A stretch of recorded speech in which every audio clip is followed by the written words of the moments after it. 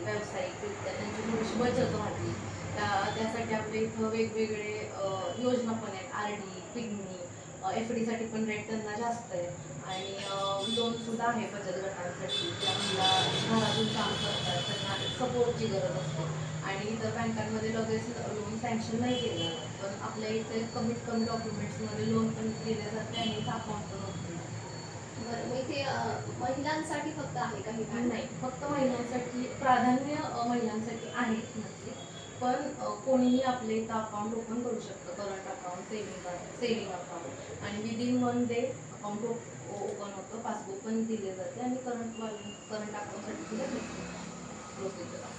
बरं मॅडम, आता बघा, आता किती 6 वाजले, अजून पण तुमची पतसंस्था सुरू आहे. कारण की आमची संस्था जिल्ह्यातली पहिली संस्था आहे की जी सकाळी 8 पासून संध्याकाळी 8 पर्यंत चालू राहते. वा, आणि सगळ्या amazing. सुविधा उपलब्ध आहेत. RTGS, NEFT, IMPS ह्याला चार्जेस अत्यंत कमी आहेत. अजून तुम्हाला ते सांगू शकाल उद्दिष्ट तुमच्या पतसंस्थेचे काय काय आहे? की हेच की ह्या ज्या योजना आहेत त्या जास्तीत जास्त महिलांपर्यंत पोहोचाव्यात आणि त्यांना जास्तीत जास्त फायदा व्हावा. त्यांची जी त्यांची जी बचत आहे, जी व्यवसायातून होते, ती जास्त व्हावी.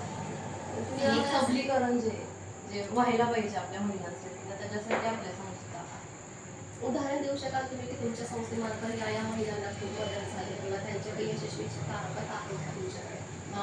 RD खूप जणांनी सुरू केली आणि ते RDचे पैसे ते साठवतात. दर महिन्याला जी काय अमाऊंट असते आणि वर्ष झालं की त्याच्यावर रेट ऑफ इंटरेस्ट त्यांना दिला जातो. त्याच्यामुळे मुलांची फी असेल तर ॲडजस्टमेंट करायची गरज नाही पडत, कारण की एक अमाऊंट दर महिन्याला तुमची सेव्ह राहत जाते, सेव्हिंग होत जाते.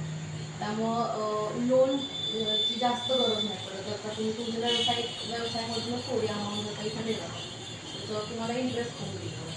आणि लहान मुलींसाठी सुद्धा 1 लाखची अशी एक स्कीम आपल्याकडे आहे. सॅलरी अकाउंट, स्कॉलरशिप अकाउंट सगळं आपल्या संस्थेत आहे. कर्ज घेण्यासाठी कोण कोण पात्र असतं तुमच्याकडे?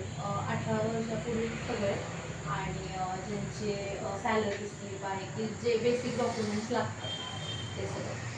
व्याजदर किती असतं तुमचं? कशासाठी? फिक्स डिपॉझिट का कशासाठी? सगळ्यांसाठी सांगा. 10.5% FD साठी आहे, RD साठी 10%, 2.5% हा पिकनिकसाठी असतो. अच्छा. काय काय बेसिक कागदपत्र तुम्ही आधार कार्ड, पॅन कार्ड, आणि 2 फोटो यावर तुमचं करंट अकाउंट, सेव्हिंग अकाउंट सुरू होतं, जॉब ॲक्ट, आणि जे काही उद्यमाला असतं त्यावर तुमचं करंट अकाउंट चालू होतं. बरं, मला सांगा की आपण जर संस्थेचं जर सदस्यत्व पाहिजे असेल तर मग किती रक्कम भरावी लागते? असं काही नाही. कमीत कमी शुल्क भरून तुम्ही इथं अकाउंट सुरू करू शकता. चालेल, म्हणजे 100 रुपये पासून सुद्धा तुम्ही सुरू करू शकता. Thank you so much. तुम्ही खूप छान माहिती दिली आणि तुम्ही बघू शकता इथे आधार महिला नागरी सहकारी पतसंस्था मर्यादित पंढरपूर, आपण इथे आज आहोत. त्यांची ही पतसंस्था पंढरपूर येथे मुक्तनिवास या मुख्य मध्यवर्ती ठिकाणी आहे हो. पंढरपूरमध्ये. आणि लोकेशन पण खूप चांगलं आहे की इझिली तुम्हाला ते मिळतं. नक्कीच एकदा तुम्ही इथे व्हिजिट देऊ शकता आणि तुम्ही सुद्धा या पतसंस्थेचे सदस्यत्व घेऊ शकता. Thank you thank you. So much ma'am. Thank you. Thank you.